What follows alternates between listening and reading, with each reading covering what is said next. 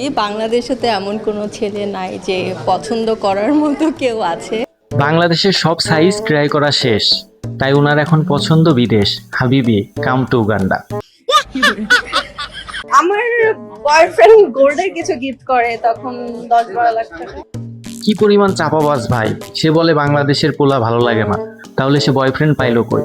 উগান্ডার মানুষ এত বড় লোক? প্রেম হলে বা মানে তখন আসলে আপনার ব্যথা পাবেন না। উগান্ডার পোলাদের সাথে প্রেম করলে আপু ব্যথা তো একটু পাবাই, তাদের যে এত বড় মন। এমএমে কত ভরি গোল্ড আছে? এটা বললে তো আমাকে কিডন্যাপ করে নিয়ে যাবে, আমাকে অনেকে বিয়ে করতে চাবে। আহারে সিদ্দিকের বউ! এর সাথে সিদ্দিকের ডিভোর্স হওয়ার একমাত্র কারণ কি জানেন? দুই চাপাবাজ এক ছাদের নিচে থাকতে পারে না। আমার তো বাংলাদেশে থাকারই ইচ্ছা নাই, আমি কেন রাজনীতি করবো? বলে বাবা লে, ওনার বাংলাদেশে থাকার কোনো ইচ্ছা নাই, ওনার শুধু বাংলাদেশে ইন্টারভিউ দেওয়ার ইচ্ছা আর চাপাবাজি করার ইচ্ছা।